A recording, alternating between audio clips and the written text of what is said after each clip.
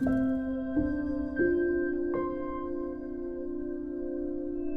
so welcome to the first episode of the Existential Roast with your host, Tim. Thank you, Tim. Thank you for being here today, Sophia. Tell me a little bit about yourself. I want to know about you. What do you want the world to know about Sophia? Oh, that's a big question. Hi guys, I'm Sophia. Just slapped my microphone. It's a good start. Good start. I am the podcast host of The Sick Sexy, which is a podcast about what we're going to be talking about today, relationships and dating and Awesome. all the fun things that we deal with in our 30s. And it's also about invisible illness. And so my podcast is really about encompassing what it means to live with invisible illness and navigating the world through dating, through relationships, love and life. For sure. And outside of that, I am a singer, I'm a cat mum, I'm a health worker, and you and I know each other because we used to work at the same nightclub. Sure, Red Love, right? Yes. Red Love. Red Love. For context, I was a nightclub photographer because that's what I did when I was in my early 20s. And you were a cloak girl. I was. And I saw you every time I rocked up on a Saturday night, taking people's cloaks. Yep. And flirting with, unsuspecting patrons when I shouldn't have been. And Of course. So for context, Red Love is now, for those of us playing in the Adelaide space, it's now Holy Moly. Right. And I don't think either of us have actually been since it's been, renovated or I've been to Holy Moly with a client. Yeah, I've taken a client there because one of my clients loves mini golf. Okay. I've never been, and so my memories of Red Love is largely untouched. But that phase of my life, I think you had already left when I was still working there, and I remember my last shift there. The boss at the time was Serbian, and I remember he was super, and I don't know if I've told you this story before. You may have. I may have. He was super intimidating, 5'4", short king, invited me into his office to count the float. We'd always count the float at the end of the night. Yeah. And he accused me of stealing money and made me count the money in front of him, and I remember my hands were shaking, and he sat on the couch next to me, an inch away from me, "Count, Sophia, count the gush," and I'm just okay. Anyway, I counted it, it was fine, everything balanced out, but I remember leaving that night and I was this will be the last shift that I ever work here that someone treats me like that. I was so intimidated and threatened, but I definitely think, one of the better bits of working there was our friendship that blossomed, and then we fell out of touch for nearly a decade. Yeah, so I went to Melbourne for 8 years, and then we fell out of touch. I think you actually saw one of my shows that I did at the Adelaide Fringe in 2016, and you can't remember from. Well, I've had a brain injury since then. You have had a brain injury. So I vaguely remember seeing your show, but I think for me, the memory that I have of you coming back into my life was I was sitting on the couch with my then partner, and you popped up on my television screen in an advert. Yeah. Can you prompt me and remind me what that advert was? No, it was Amy. Amy. Yeah. Yeah, and I was I know that guy. Yeah.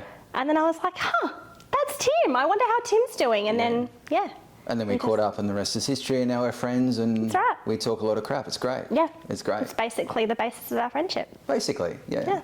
So, okay, cool. We have been talking a lot lately about dating and the online dating world, and I guess the pitfalls of dating in 2025. Some of the challenges that we both face. So I have a few things here that I wanted to ask. Oh, I'm scared. I've got down, what are some of the problems facing men and women when it comes to online dating? Perhaps you can fill me in. What are some of the problems that women face with dating in 2025? I think a common concept about women, and rightly so, is that we have more choice, right? And while I think that's true, if I think back to when I first downloaded the apps, it was Hinge at the time. Yeah. And I remember I downloaded it and I had a nap, and when I woke up to 200 potential matches, right? Yeah. And that sounds like a lot. But when you really knuckle down to it, maybe only 5 of those people are genuinely interested. And I think we are in a culture now where like dating is just like, it's like being on a Coles app. Like it's so easy to just swipe. Totally. And just, you know, whatever. And so I think for women, yes, while we may have more choice than men, and while we may have to do less to attract that initial contact, I don't think that necessarily means that leads to genuine connections. Right. And I think for men, I think the hard part is, you know, men probably feel like, I guess the expectation is that you will pay every time on a first date.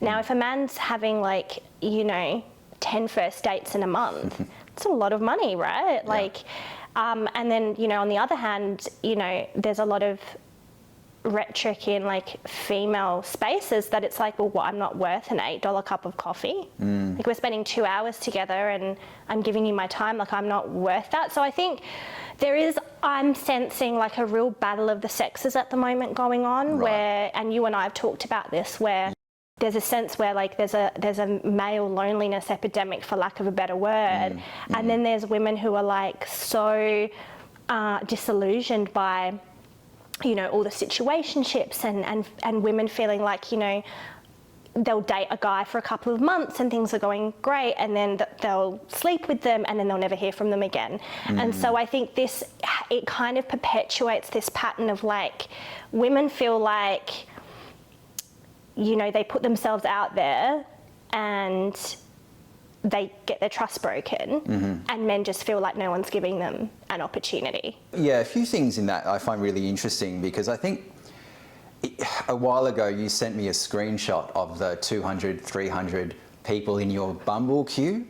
Yeah, and you put a little eye-rolling emoji. And it was so interesting to me as a guy who doesn't get 200 matches. He gets maybe one every, 200 swipes. So for me, when you're like, oh, Tim, life's hard, I've got 300 guys to go through, I'm like, I want that problem. I want those possibilities. What an opportunity. There's 200 people I can go through and meet. So it's so interesting. What your problem is actually my desire. Yeah, it's crazy, isn't it? It's interesting. Yeah. Now, I was looking at, what was I watching? The Diary of a CEO. So Steve Bartlett, who's amazing. Love And he had Scott Galloway on, and he was saying, and I hope I don't get these facts wrong, but a guy of average attractiveness has to swipe right on average 200 times to match with a woman and land a coffee date. Wow. And 4 out of 5 planned coffee dates with women will not happen. So the woman will ghost or make an excuse, not turn up, and it might be a valid excuse. So basically, at the end of the day, the guy on average has to swipe 1,000 times to get one coffee date. And when I heard those stats, it resonated with me. And I actually think he's underestimating, because I know for a fact I swipe all the time. It's a habit. It's probably a bad habit. I don't even think anymore. If I'm bored, instead of doom scrolling, I'll jump on Tinder and or Bumble or Hinge or whatever and just swipe through. So the notion that I swipe 1,000 times just to get one date, it's probably more like 2,000. It's a superficial medium. I think the guy of average attractiveness is experiencing something similar to what Scott's talking about, and perhaps what I'm talking about. That's not to put myself down. I know my worth, and I know that I bring great things to the table. But of course, no one can see that on a dating app. I mean, you've got photos and you can write a few things in the bio if people even read that far down. I think you've hit it on the head. You know, guys are like, oh, I can't get any matches, and women are like, oh, I've got too much. It's a tricky one, because I feel like on the I guess other end of the coin, it's like, as a woman, the question then becomes like, you know, like, I want people to pay attention to my bio, right? Yeah. But they don't. And it's the opposite, where it's like, oh, you know, like, I'll get complimented on like, oh, you know, you've got really beautiful eyes, or you've got lovely hair, or and then the conversation will turn into like, what are you doing later? It's like, the other day, I actually need to show you these screenshots, but I matched with someone and they were like, I'm just here for a night. Do you want to? And we started talking about nationality, and like, when people meet me, they don't know where I'm from, and like, it becomes a bit of a guessing game. And so I was like, you know, I'll give you like a hint, you know, like we are known, I said one half of me is known for like, we created like, what did I say? It was like we created Western civilization. We had an impact. So I was trying to be cheeky. Yeah. And instead of like entertaining the conversation and it being like intellectual, the person I matched with was like, well, why don't you tell me more about that over a wine in my hotel room?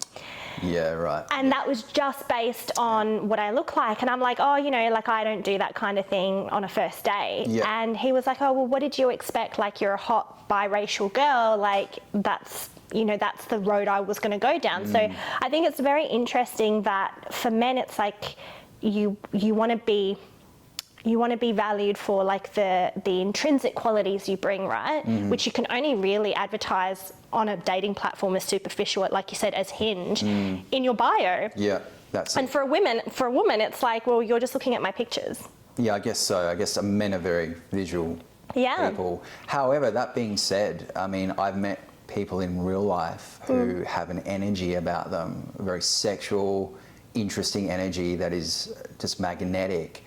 But if I was just to look at their pictures, I wouldn't be that interested. Interesting. So I've had relationships with women who, on first glance, I wasn't that attracted to physically. I'm like, you know, whatever, okay. But then their energy is just, wow, I cannot ignore that. Yeah. You know. So I sort of understand why someone would push for a date sooner rather than later. 100%. In that circumstance, it sounds like he's just here for a night. Yeah. And he's looking to defeat boredom and just get a quick lay, basically. Which brings me to my next point, and it's something that you've told me before, some of your concerns around the 200, 300 plus men that you've got queued up in your Bumble inbox. You made me sound like such an asshole, but yeah. No, and you're not, because you're not alone. I know plenty of women who have the same amount of people in their inbox, but also the same concern. But some of the things you've said to me in the past is, okay, so I'm worried about, do they just want a quick fling? Things like STDs. Yeah. The fear of guys cheating on their partners. Yeah, that's a big one. And this floored me because I never thought of this. Yeah.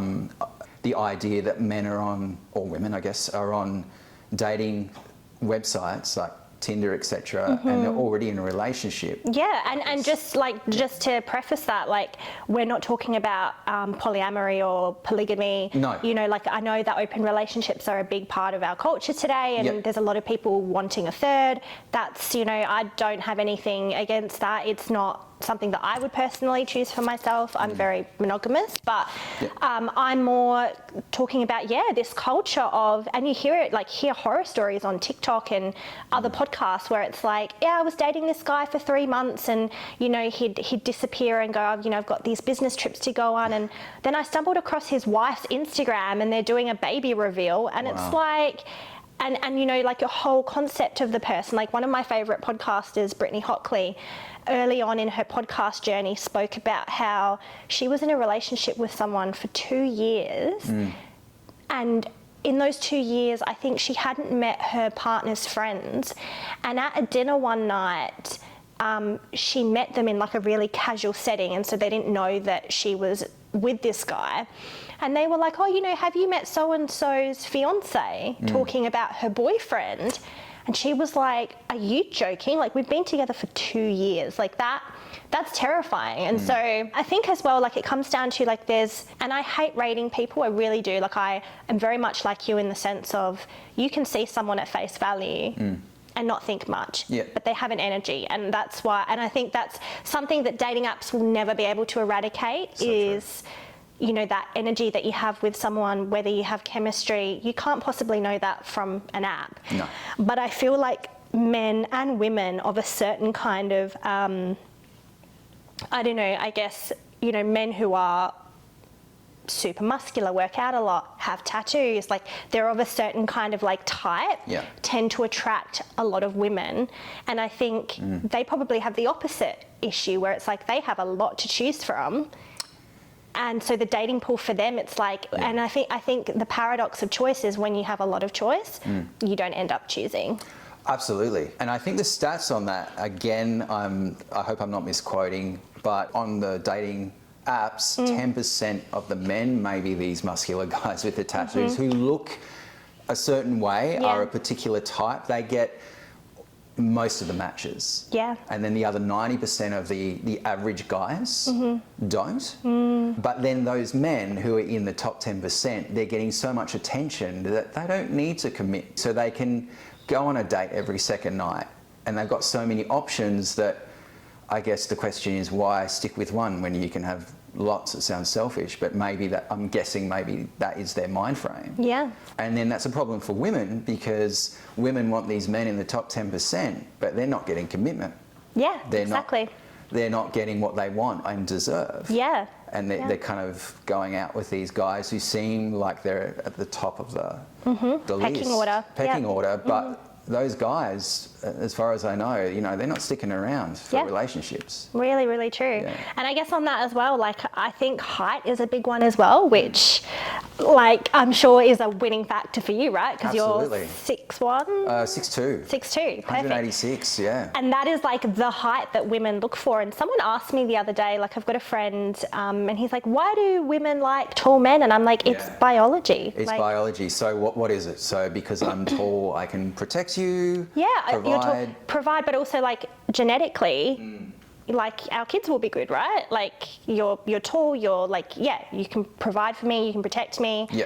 and our lineage will be all right. Yeah. Yeah. Yeah, cool. All right. Well, I'm free in a couple of hours. So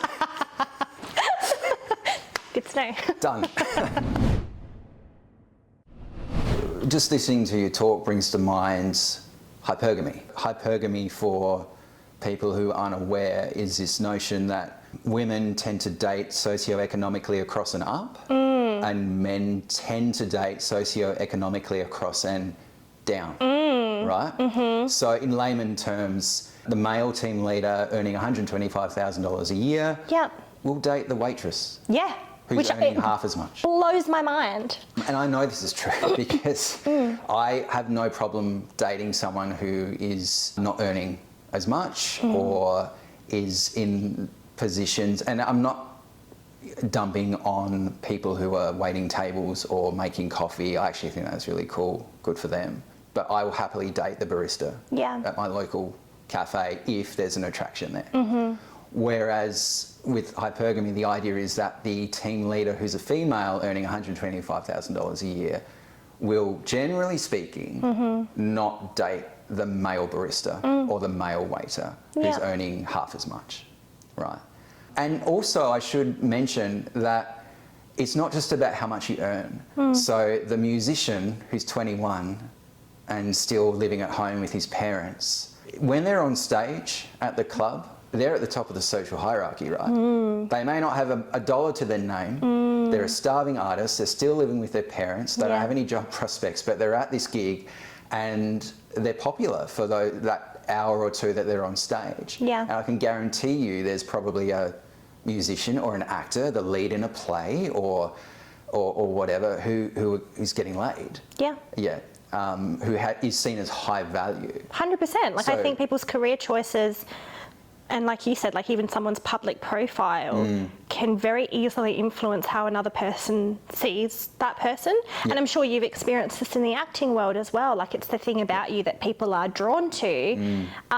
Doesn't necessarily mean you have to be the best looking person in the room. No. But if you've got a passion, like if you look at, like, yes, okay, we've got the Harry Styles of this world, but we've also got, I'm trying to think of someone who's not like stereotypically good looking, who's a musician.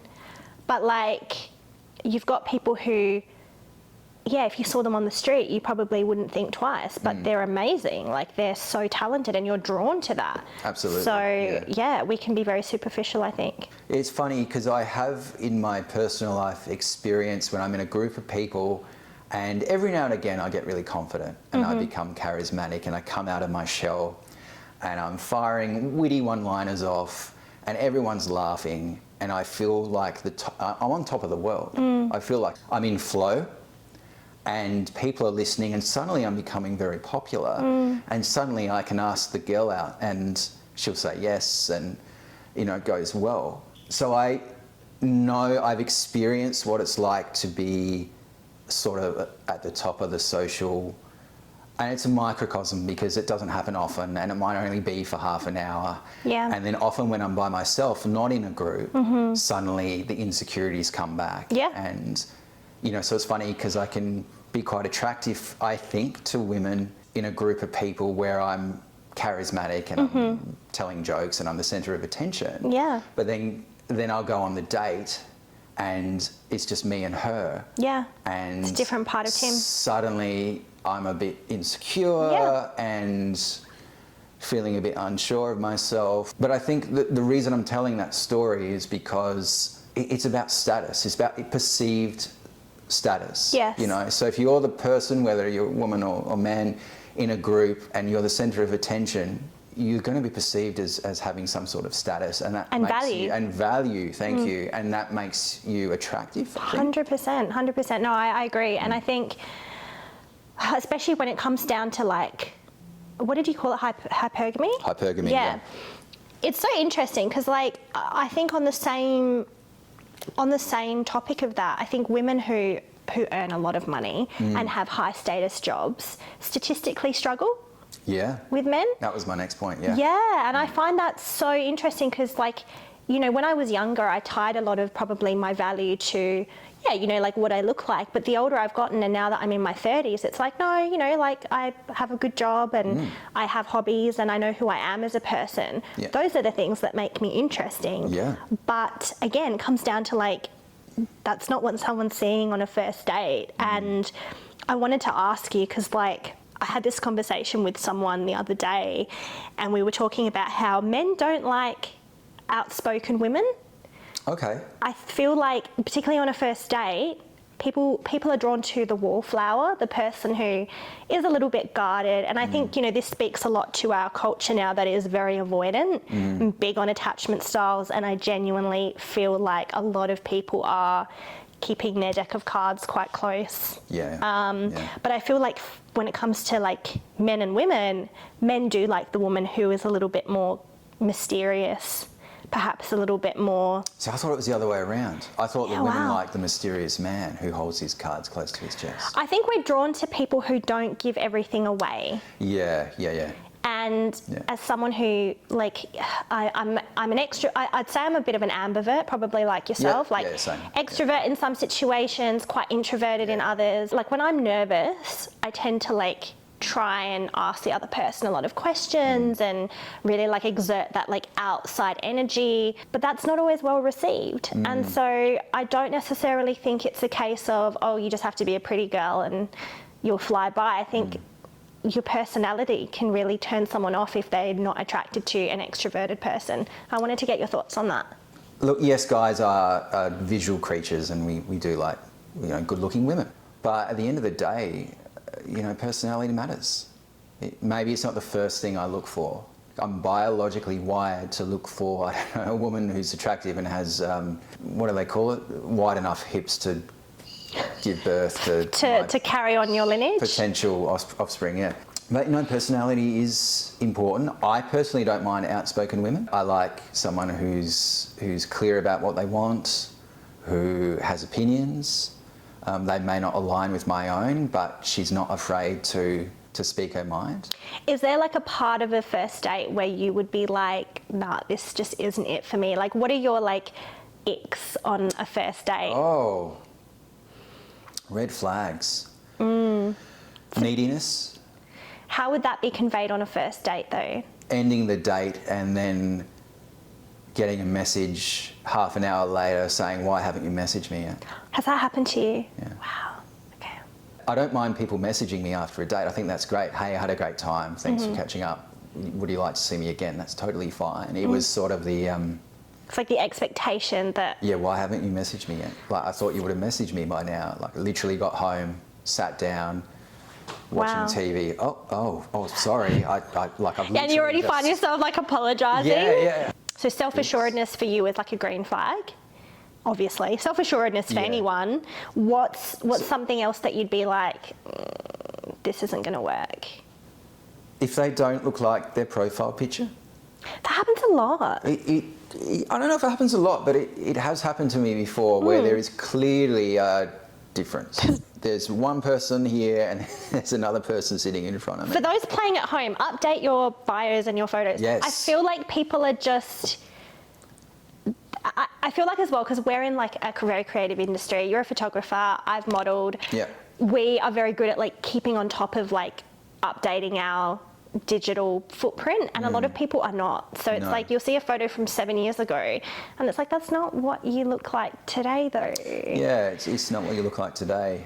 I don't know, what about you? What's a turn off if you go on a date and you're just like, nah, I know that this guy and I are not going to work out? Yeah, I think for me it's someone that doesn't ask questions. Like I'm very big on like, just be a decent human, and like if I'm sitting there and I've taken time out of my night and I'm like, you know, what do you enjoy doing on the weekends, and like what do you want out of life? Like, of course, don't go into I think a lot of people make the mistake of treating a first date like a job interview. An interview, yeah. And some really great dating advice that I heard on a podcast was like, treat a first date like you're hanging out with your best mate. Like, just take the pressure off the table, speak how you would to like what we're doing right now. Yeah. And I try to lead with that all the time in any situation, because I'm like, well, if they don't like who I am now, why am I pretending? But something for me that really turns me off is like someone that just, like I went on a date recently and I was asking like questions, like this person had a very niche hobby and I was asking heaps of questions about it and he was answering them. There was nothing coming back my way. And I don't know, that, and I think like a lack of eye contact. I think to be interesting, you have to be interested. 100%. Right?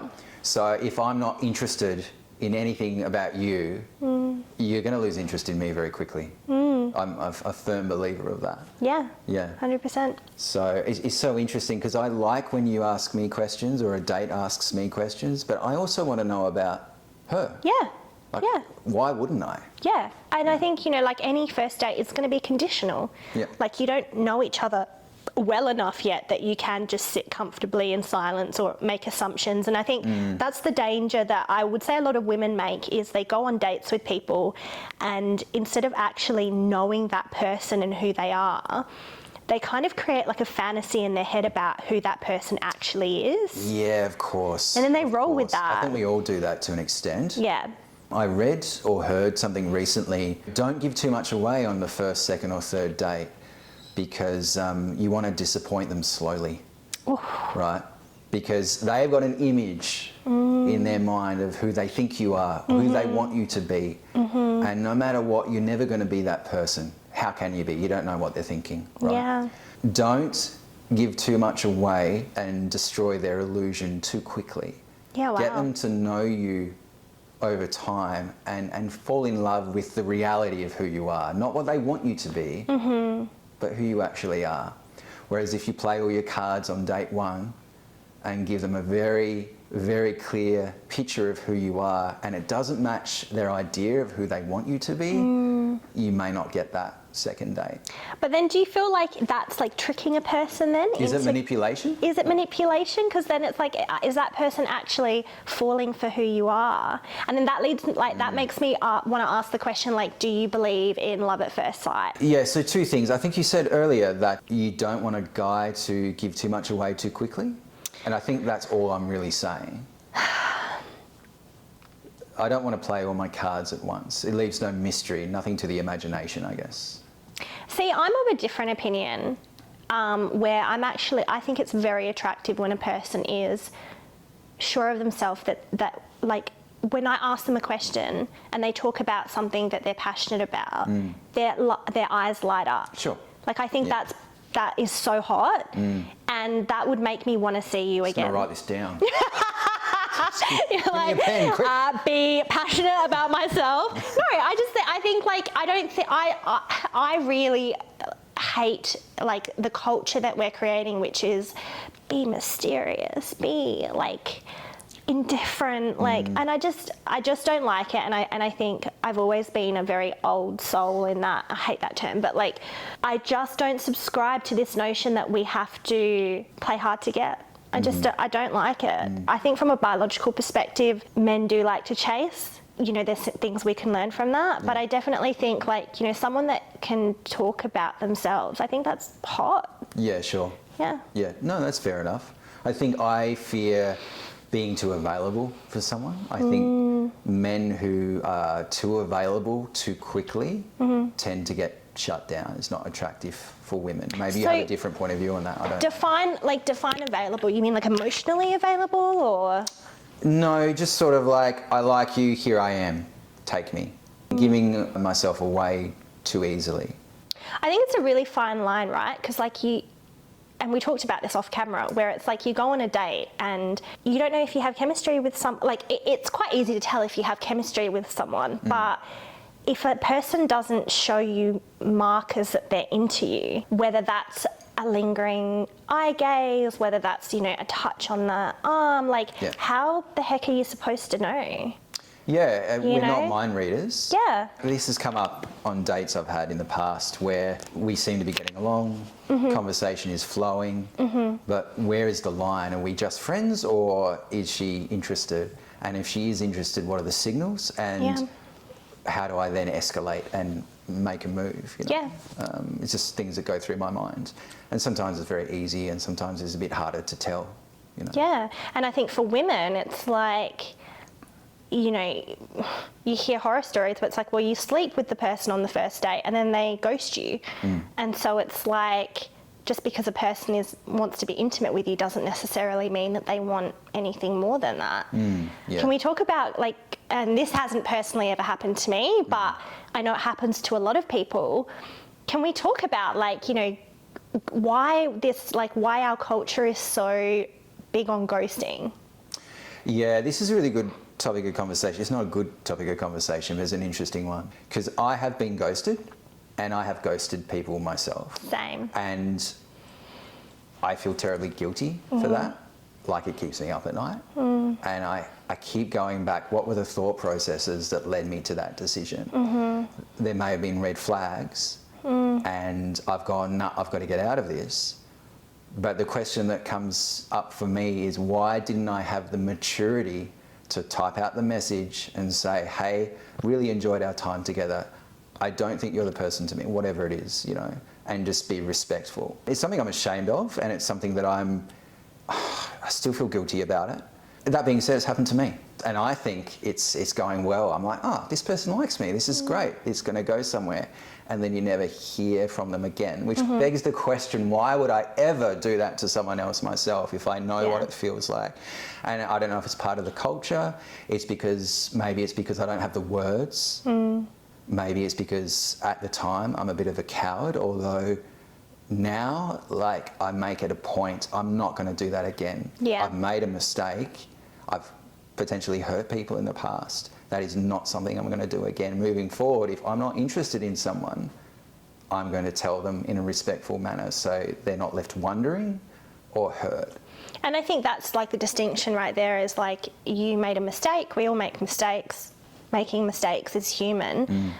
For some people, it's a pattern. It's an issue when you do the same thing over and over again. Yeah. I don't think the guilt is worth it. I don't think being disrespectful to people is worth it. Yeah, and I guess that's all I'll say on that. But it's not nice. It's not a nice feeling. Nice, yeah. It really, I think it chips away. I think as human beings, we're very social creatures, and I think, although we don't want to admit it, we do seek validation in all areas of life. Yeah. Whether that's at work. And I think it starts very, very young, right? So like, you're in primary school and you do well and you get a gold star. And I think that behaviour carries through into adult life. And so we seek validation from everyone. We want to be told by our parents that they love us. We want to be told by prospective dates that they think we're attractive. And so when someone just goes off the radar, it's like, what's wrong with me that, like...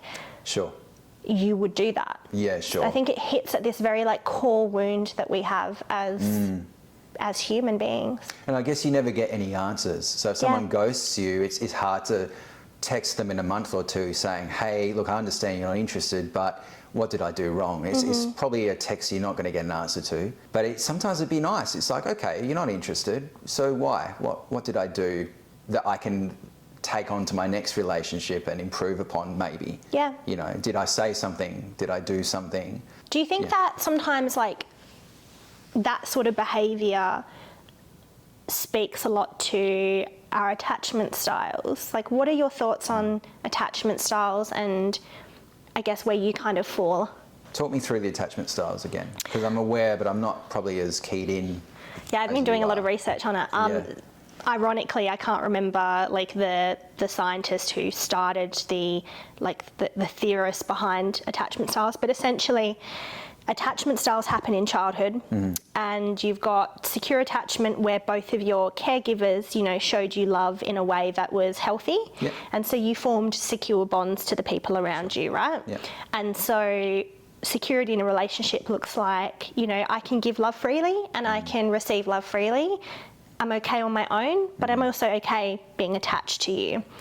Then you've got avoidant attachment, which we're seeing a lot in dating. They say that like the dating world at the moment is disproportionately full of avoidant people because they're the people that tend to either cycle through relationships or just not enter them out of fear. And avoidance, as I'm sure you know, stems from a caregiver who had that push-pull effect with you, maybe didn't show you love in, I guess, stereotypically normal ways. Maybe they punished you for, you know, something that you did as a child. And so you've learnt that love isn't safe. And instead of opening yourself up, what you do is run in the opposite direction when things feel a little bit too... and that's 100% me. Interesting. I think giving love for me is sometimes difficult to do, but even harder is receiving it. To receive it, To receive it. Yeah. I think that's, I think it's really self-aware as well, to recognise that in yourself, because I think a lot of people kind of go into dating blind, and I think knowing where you sit on that spectrum, and I do think it's a spectrum, like I really think we're great at pathologizing people and being like, you're this and whatever. I think the issue is when you are so unaware that you hurt people. For me, like I consider myself quite anxious, which is quite uncommon, I guess, in our dating world. And similarly, like my dad was away a lot for work. So when he'd come back, it would be like, oh, Dad's back, like, you know, and then, but anxious because like abandonment, right? Like, Dad's gone, where's he gone? Also very stoic, like not great with affection, but my mum was. And so I had a balance of both. And I find it interesting that as I've gotten older, it's not something that happened consciously, but the people that I attract tend to be avoidant. And so I tend to chase and the other person tends to run away. And I also I notice this a lot in my friendships. So my friends tend to be quite avoidant in the sense that it's always me kind of reaching out and making plans and kind of maintaining that friendship. And that can be really exhausting. It is exhausting, But I also find it very interesting that anxiously attached people and avoidant people tend to attract each other. We're like magnets. And I think it's because avoidant people, they want to receive the love. They really struggle to receive it. They don't know how to receive it. They don't know how to receive it. And then you've got this anxious person who's like, I'll give you love and eventually you'll give it back. And they just keep trying and trying. But it's dangerous. It's a dangerous, I think, dynamic because I think you've got two people who have very core attachment wounds and they have the propensity to kind of hurt each other. So you don't see a lot of avoidant and avoidance together. I think the ultimate goal is for people to become secure, but I definitely also know that's a lifelong goal. It's a lifelong journey. It's a lifelong journey, Absolutely, On that note, I think I'd like to make a tradition at the end of each episode to ask a question, and that question is, what was your worst or funniest dating story to date? There's quite a few that come to mind, but I'd say the funniest and the worst. I went on a hot chocolate date with a guy. Nice. And he'd never had hot chocolate before. So that was red flag number one. Red flag, get out of there. And he he pulled up to the date 20 minutes late because he said his tyres had bust. So I was like, okay. So we sit down and we order our hot chocolates and he's like, oh, you know, I've never had this before. Okay. The hot chocolate arrives. Yeah. And then he proceeds to pull out his retainer, which is like full of like saliva, and just kind of like pop it down on the plate. And I got through the day. I was nice enough that I like stayed for the hour, but I'm like, that has got to be the worst. Wow. And then proceeded to put the retainer back in after the hot chocolate. Yeah. Was the hot chocolate good at least? Yeah, I mean, the hot chocolate's always good, Yeah, Tim. It was St. Louis.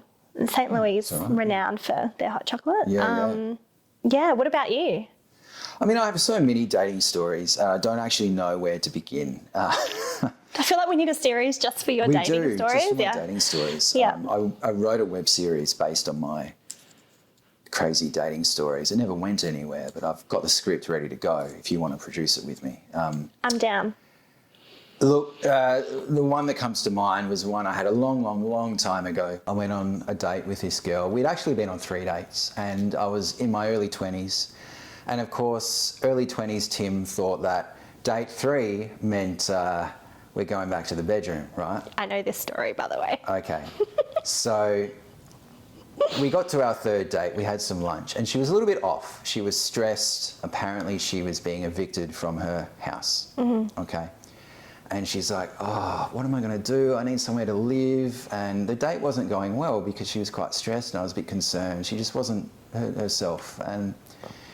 But I still had it in the back of my mind that date 3 meant what you think it means. Mm-hmm.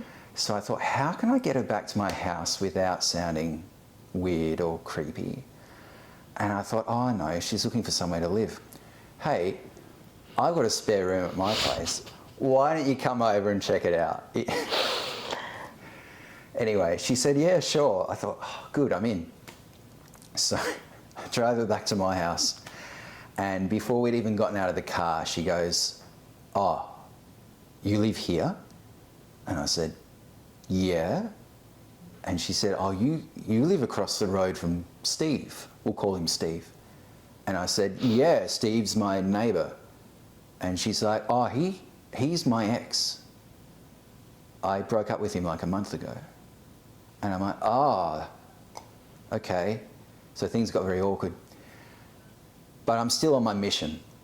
So I'm like, oh, well, let's go check out the room, you know. So we go in the house and I have no intention of renting this room out to this right, because that would be weird, right? Of course. Date 3, you know. So I'm like, oh, yeah, and this is a spare room. It's all right, whatever. Anyway, my room's down this way. And she turns to me and goes, I'll take it. I'll take the room. And I was sort of like halfway down the hallway. And I'm like, what? You'll take it? Oh, okay. And I went into panic mode. And before anything else could happen, she said, yeah, look, I'll take the room, but you and I aren't going to work out. We can't see each other because that would be weird. And I was so floored by this because, well, not only was I not going to get laid. Yeah, it's like you just literally, your tenant situation has just cock-blocked you. Yeah, the tenant situation has cock-blocked me. But I actually, on a serious note, had started to develop feelings for this woman. I thought she was cool. Mm-hmm. I liked her. I thought we got on. So whether I got laid or not, that's not important. It was whether this was going to continue and the relationship was going to go somewhere. Mm-hmm. And suddenly, at the drop of a hat, it wasn't going to go anywhere. Crazy. And I said, oh, look, I'm not sure. I'll think about it. But there was also the situation where her ex was living across the road. And in my mind, and I don't know if this is true, because I'm not a mind reader and I don't know what she was thinking, but it felt like she wanted to be close to her ex. Right? Her ex lives across the road. If I was looking at a property to move into and my ex was living across the road, regardless of how it ended, I will not be moving into that property. Yeah, hell no. That's like no thanks. Yeah, it doesn't matter if we were friends. Like $1 million property, count me out. No, thank you. You know, who would? So I think that she still had feelings for her ex and she just wanted to be close. Wow. She did actually need somewhere to live. It was a serious situation. She was getting kicked out. But I had to have some sort of self-respect. I couldn't say, yeah, sure, move in, wherein I still had feelings for her. And I think that would be cruel to myself to let her stay, but not being able to pursue a relationship with her because I liked her, you know. Yeah. So look, I wish her well. I'm sure she's doing great. So just for context, she didn't move in? No. She did not move in? She did not move in. No, she didn't move in. I said, you know, that night, I think I called her and I said, look, I don't think it's a good idea for the reasons that I've described. Yeah, so, right. It's an interesting dating story. Wow, that is very interesting. I feel like on the next episode, you need to tell us like your best dating story. Oh, okay, yeah. I've got a few of those. Yeah. Amazing. Excellent. Well, thank you very much, Sophia. It's been awesome to have you here. Thank you for having me. That's okay. It's been fun. I'd like to chat again. Let's do it. We should.